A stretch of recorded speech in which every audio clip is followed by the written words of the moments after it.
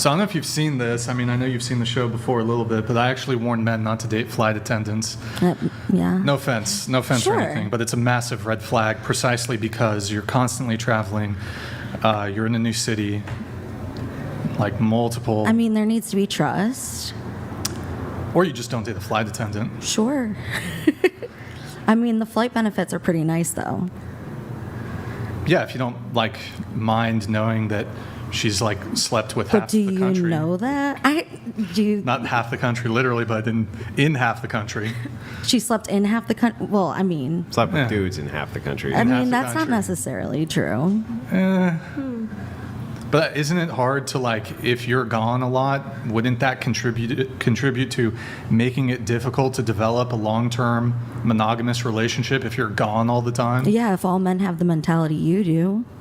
Well, let's assume they don't. Isn't it the case that if you travel frequently for work, it makes it harder to have a long-term relationship? Not if you make it a priority. Like, I'm home every night in Chicago now. Okay, but you've been doing this for 10 years. Was Yeah. that the case even at the beginning? No, of it your was not career? the case in the beginning. Right. So for how many years was it not the case? For a while. And some of that has to do with seniority, right? Right. But, like, I mean, I knew that I wanted a job where potentially I could, have a marriage and kids and be part-time, but also have a career. Because eventually, I'm 31 now, so if I decide I want to get married and have kids, I can basically drop my schedule to nothing, but still have complete health care and, like, have all of that, plus complete, like, free travel benefits for me and my family. Mm-hmm. So, I mean, even if I've slept with half the country, that's a pretty sweet deal. For the husband? Yeah, don't you think? For you to work a part-time job? No, for me to not work at all, you get health care, and you and your whole entire family travel for free. When you say don't work at all, what? I don't have to work if I don't want to. The only reason I work is because I have bills to pay.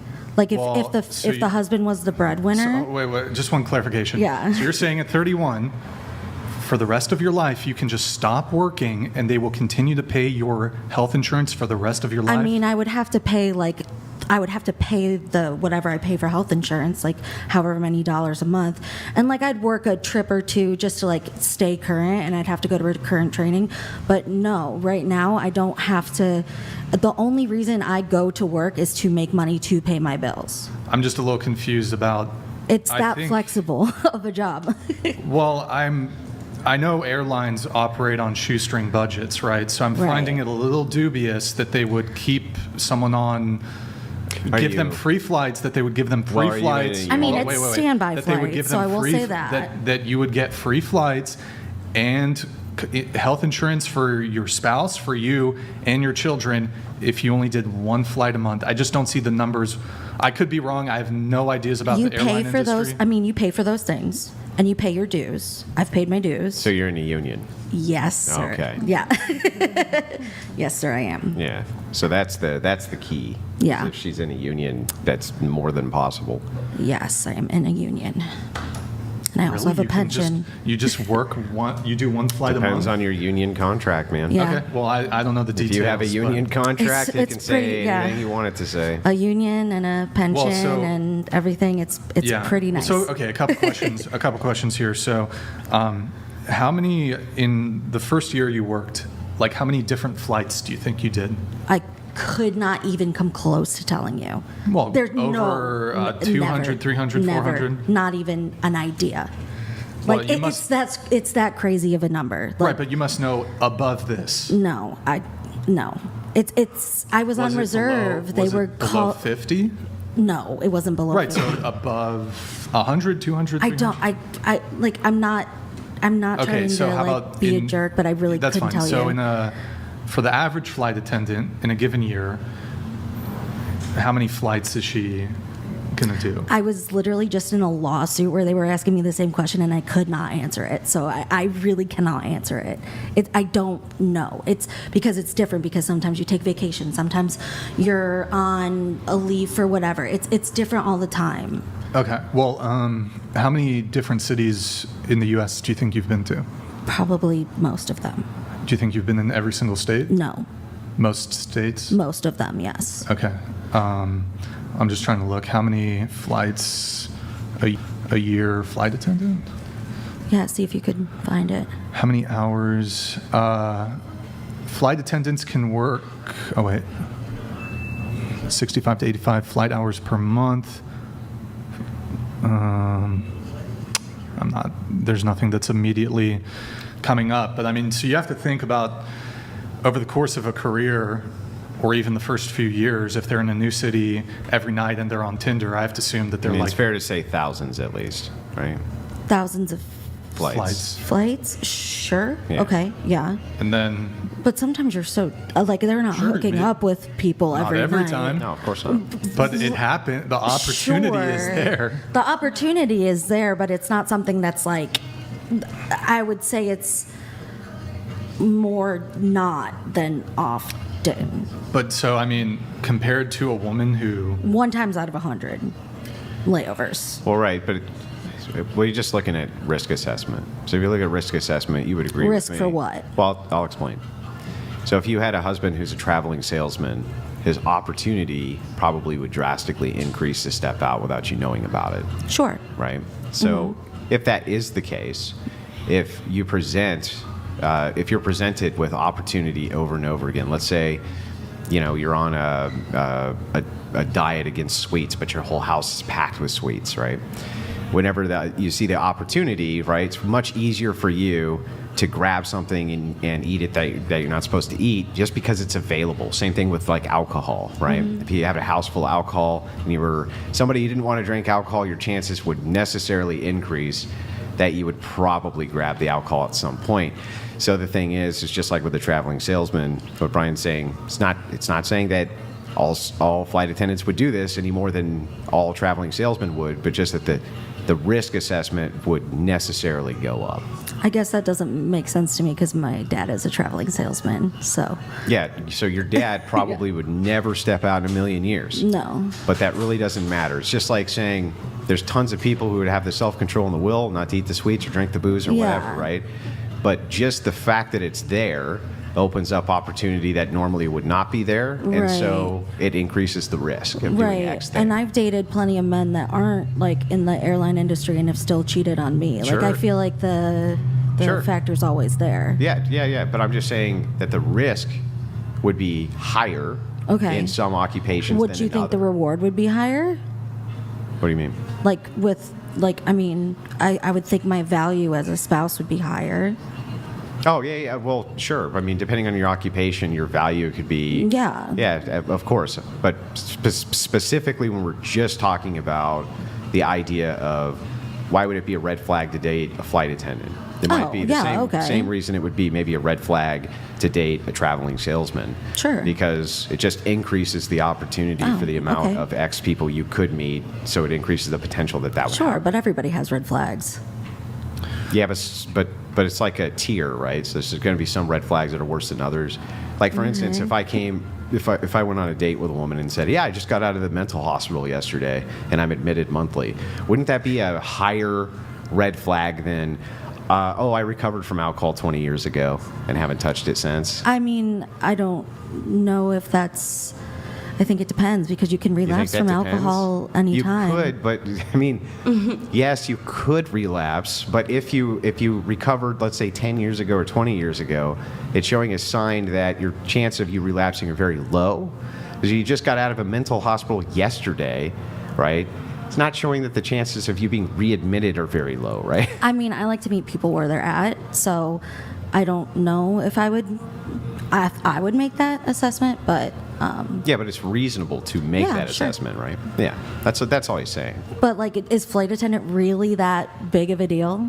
Like, is that red flag of a career? Yeah, I think from a man's standpoint, yeah, that Really? if you have women who are traveling often Yeah. away from the man or the family unit or things like that, that would be a big problem. But like, I'm home every night, Well, yeah, now you are. You are now. Yeah. Yeah. so But if you weren't, then that would be different. yeah, that would be different. Oh, okay. Right.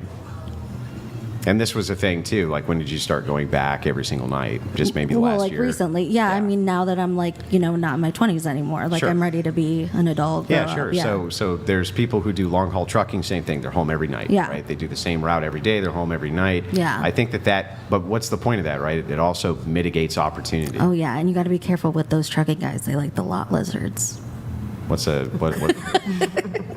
The lot lizards. Yeah. Is that like a gay joke? No. No, it's not a gay Who joke. hang out at like truck stops and Yeah. they sleep with trucks. Wait, Ew.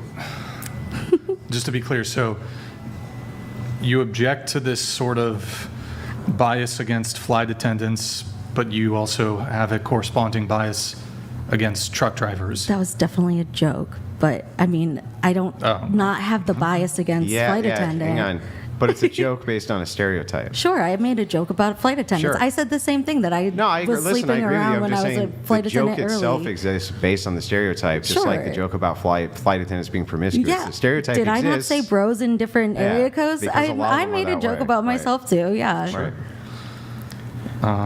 And you said something though, well, wouldn't the value due to me being a flight attendant offset these concerns about me not being as available to spend time with a partner, or perhaps risks of infidelity or past promiscuity? Could you just clarify what you mean by this value? I'm a little confused. I mean, I feel like if we're doing a risk assessment, it's like, isn't there always like a pro versus a con? That's kind of what I was thinking that Yeah, I you think were so. talking about. So I was like, well, if there's a risk, you kind of have to weigh it against a reward. So I was saying, like, but Yeah, the so reward what's would be. the reward? I mean, I thought I already explained all that. Well, so, okay, All the perks and benefits. Yeah. the health insurance for spouse and child, Yeah. and then Flights. Travel. flights. And then I mean, I could stay. And then health insurance. Yeah, and I could stay home and be like a full-time parent while still having a job. I'm not sure if free flights and health insurance juxtaposed to promiscuous past, chance of promiscuous past, higher risk of infidelity, I don't think those are going to outweigh the, and also men typically don't really prioritize a female's career. Well, I guess we wouldn't be a match, Brian. I'm not trying to date you, I'm just speaking in generalities. I don't. Do you speak for all men? Yeah, most men, I'd say, don't really prioritize in terms of what they find attractive. You wouldn't prioritize a woman's career. She paid your entire health care, so you wouldn't have to go on your own. Well, I can get into that, but so yes, I would generalize. Yeah. Generally speaking, men, in terms of you making yourself more attractive to men, your career is not really going to be a major factor in terms of his. Traveling the world for free isn't a factor.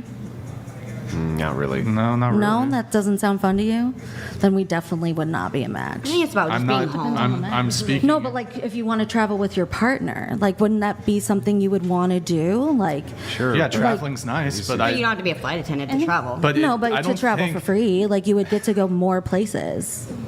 So when you're talking about, so I agree with you. Yeah. Find some common ground here. Yeah. So I agree with one point, and then I'm going to kind of disagree with a different one. Sure. So the point I'll find common ground with you on is, yeah, I think that everything's a give and trade in a relationship. So I think you're right. Mm-hmm. Yeah. That you could look at it and say, there's a lot of perks, Mm-hmm. right? Which outweigh these non-beneficial things, right? Mm-hmm. But I would also argue that kind of the biggest thing that nobody wants in a relationship is infidelity. That is the big one, Right. More than any other type.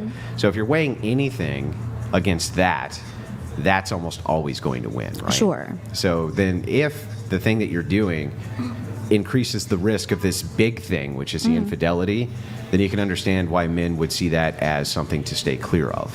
Sure, I think that's kind of like a worst case scenario. So, I mean, for me, it would just be then if that's something that's important to them and they're not willing to give me a shot, then they're not my type of person. Yeah, that's fair. Yeah. Well, how would you feel if, like, the woman's unemployed altogether? Like, is that bad too? No, men don't give a shit. All right. Fair enough. They don't usually care if women are unemployed. It's not a big deal to them usually. I really don't Depends know on if the that's how man. all men feel. My partner. I'm not going to put anything in a monolith and say all. But Well, when you we sit here can- and say men don't give a shit. Well, so like- when I say men, I am speaking in generality, but I'm not saying all. I would never say all to anything. I've never put anything in a monolith and say this always applies to everybody everywhere, because Okay. there's no possible way to do that. So we're saying- but human Yeah. beings do speak in heuristics. And so Okay. when I say things like, hand me all of that stuff over there, right? Mm-hmm. I'm not saying to hand me everything in the world, right? I'm just saying hand me all of whatever it is that you think it is that I want yeah, over but there. all of these cups versus all the men in the world is a very Yeah, different but all of which cups? saying. Right? Like, no, but like all of these cups Right. or Hold on, hand me all But of that I'm is not gonna be different than pedantic all about of it. the men. I'm just explaining. Yeah, but like you don't want to be that's why I'm pedantic about giving it, but the you're explanation of the heuristic. So I'm just saying the explanation of my heuristic when I say all, right? And I didn't even say all, but when I say men, I'm not saying every man. I'm just saying men in general. So you would probably find this trait more common in men than not in men. Here. Let me give you an example. Okay, men have balls. Now, that's not all men. There are some men who have no balls. You and I would agree that that is true. But when I say men have balls, is there any confusion about what I'm talking about? I can hold on. I can give a much. Well, I would like an easier- answer to the question, though. Is anybody really confused about what I'm talking about when I say men have balls? Sure, but I feel like you're breaking down way what we were talking about a long time ago to men have balls. Mm-hmm. Yeah, you but don't that's a speak for heuristic. all men because men have balls. Do I speak for all men when I say men have balls? You said men don't give a shit. How does that so equate to I'm men just have saying, balls? I'm saying in general, if you look I at feel what like you're men, creating, like, what a fallacy men, here. what men report as being preferential. What's the fallacy? Ooh, I have all my fallacies written down. We can look it up. Tell me which fallacy. Let's see. Ooh, maybe it's slippery slope. So like if No, A that wouldn't be the happens- slippery slope fallacy. You know, the slippery slope fallacy is, thing bad Generality. is bad because, Yeah. that's not the slippery slope. Yeah, I don't know if it's quite straw man yet. I know you like that one a lot, though. I don't think No, it's there definitely yet. not a straw man. No, not yet. We might get there though. Yeah. I'll let you know when And you if do. you feel like I'm straw manning you, you just ask me to steel man your position. And then Okay. that way you know for Sounds sure good. that I'm not straw manning. Okay. Yeah, so anyway, so I'm clarifying the use of my language. So when I say Yeah. all, I'm just speaking in generality. I'm not actually putting everything in a monolith. Okay. Okay, so I'm not saying every single man on planet Earth this applies to. So for me, so I understand better. Mm-hmm. How many men are you speaking for? Well, so general, just over 51% would be general, right? Okay. And how did you get those numbers? So I would look at this from the operation reports, what men report as preferences and don't Where do report you as get those preferences. reports? Well, you get them from a variety of places. Sometimes Who's we? you got to let me answer the question before you shotgun the next one. Sure. Look in your list of fallacies and read what Gish Gallop means. I don't have Gish Gallop. Oh, well, that's what you're doing. Yeah, When you that- shotgun so many questions Okay. that I can't actually answer them, you're Gish Galloping. Okay. You should write that fallacy down. Sure, I will. Take my course, by the way, on I fallacies. would never take your course. Take it on fallacies. I would never take your course. So anyway, Generality. you get Like- these things from a variety of places. One place that we get a lot of these things from is Pew Research. Pew Research dives in, especially to dating, quite a bit. And we can pull these things up. So what you would be looking for data like this, men don't give a shit about if women are working or not. You can look at the financial status of preferences that men are reporting in the financial brackets of what they prefer to date, and it turns out they don't really have a ton of preferences there, but women do. So we can kind of ascertain here in a general sense that men don't really care that much I feel like about that's women's financial. kind of like a hasty generalization, no? No, that's not a hasty No. generalization. No. No. Nope. No? Okay. That's a literal explanation for why it is I'm saying what I'm saying. It'd be the opposite of a hasty But like generalization. A plus B doesn't equal C. Not to me, I don't think. Like that. Well, no, this isn't well, first of all, this isn't A plus B equals C. You're saying like the. This I'm just telling you, all I'm doing is regurgitating data at you. That's it. From Pew Research? Okay. So you'd cool. find it from Pew Research, right? Cool. This particular set of data, you can find it in other places too, but it's not very controversial Right. that men don't really date based around financial status of women, but that women do date based around financial status of men. Sure. Okay. Yeah. Great. I'm just glad, like, I didn't know men give a shit. Like, I just wanted to make sure that. Yeah, but Well, generally they don't care that much, no. So I think we even granted that we're speaking in generalities here. Sure. I even think I said, I immediately after I made my statement, I'm pretty sure I said, in general, men don't really, when it comes to what they find attractive, don't really care when it comes to women's status or their finances or their money.